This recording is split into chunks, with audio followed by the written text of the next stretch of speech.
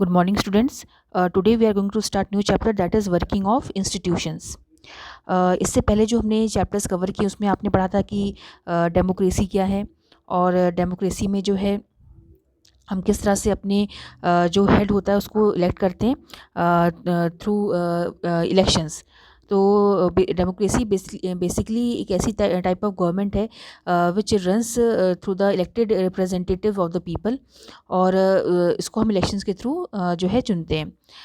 But जो भी हमारा नेता चुना जाता है, जो भी हमारा हेड होता है, लाइक प्राइम मिनिस्टर हैं, या जो अदर जो हमारे मिनिस्टर्स जिन्हें हम वोट देकर चुनते हैं सरकार बनाने के लिए, वो किस तरह से काम करते हैं। ऐसा नहीं है कि एक बार वो हमने उन्हें इलेक्ट कर लिया तो वो अपनी मनमानी तरीके से काम कर सकते हैं।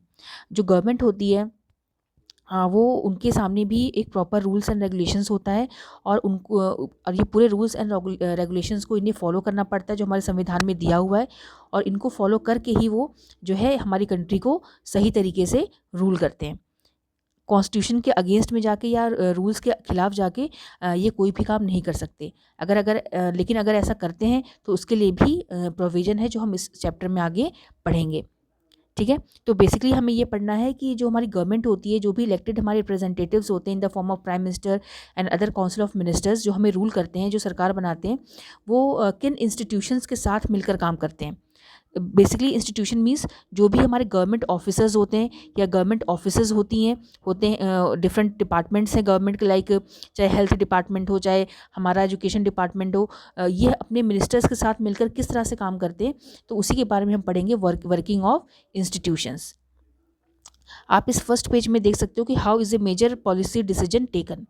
अब आप यहाँ पे एक ऑफिस मेमोरेंडम दिया हुआ है, ये एक ऑफिस मेमोरेंडम है जिसे जो है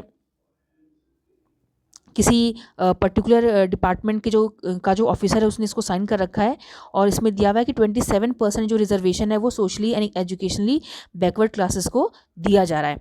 ठीक है, तो ये इस बात पे सहमति बनी हुई है, और ये गवर्नमेंट ने ये कानून, ये जो एक जो भी है ये लॉ कानून उसको पास कर दिया है। लेकिन जिस मिनिस्ट्री ने इसको पास किया उसकी जगह ये उस सिग्नेचर उसके हैं जिस डिपार्टमेंट से ये रिलेटेड है, तो उसके ऑफिसर ने इसके ऊपर साइन किया हुआ है। लेकिन क्या जिस ऑफिसर ने इसके ऊपर साइन किया, क्या उसने इस कानून को बनाया है? ऐसा नहीं है। इसके पीछे पूरा एक मिनिस्ट्री होती है, मिनिस्टर होते हैं, ग्रुप ऑफ ऑफिसर्स होते हैं, जो इसके ऊपर पूरा बहस होती है, पूरा डिस्कशन होता है। देन ये लोकसभा में जाता है, राज्यसभा में जाता है, दैट इज़ पार्लियामेंट, वहाँ पे इसके ऊपर पूरा बहस होता है, डिस्कशन होता है, आर्ग्यूमेंट्स होते हैं, एंड देन ये फाइनली अगर लोकसभा में पास हो गया, ये सब आप ऑलरेडी जानते हो, तो मैं आपको जस्ट ऐसे थोड़ा सा बता रही हूँ, उसके बारे में हम डिटेल में भी पढ़ेंगे। तो ये लोकसभा में जाता है, देन लोकसभा में अगर ये पास हो गया तो ये राज्यसभा में जाता है, एंड देन उसके बाद फाइनली ये प्रेसिडेंट के पास जाता है, और प्रेसिडेंट जब इसको साइन कर देते हैं तब इसको एक लॉ माना जाता है, इसको पास माना जाता है, और फिर ये जो कंसर्न डिपार्टमेंट होता है उस वहाँ पे भेजा जाता है इसको, और वो उस डिपार्टमेंट का जो ऑफिसर होता है इसको पूरा फाइनल रूप तैयार करके, ड्राफ्ट तैयार करके, साइन करके इसको इम्प्लीमेंट करने के लिए डिफरेंट जो है स्टेट्स और उनके जो डिपार्टमेंट्स होते हैं उनको ये सेंड कर देते हैं। ठीक है, तो डेमोक्रेसी में जो भी डिसीजन लिया जाता है, भले उसमें साइन किसी भी ऑफिसर का हो फाइनल, लेकिन उसके पीछे बहुत सारे लोग होते हैं जो उसके पीछे फैसला लेते हैं।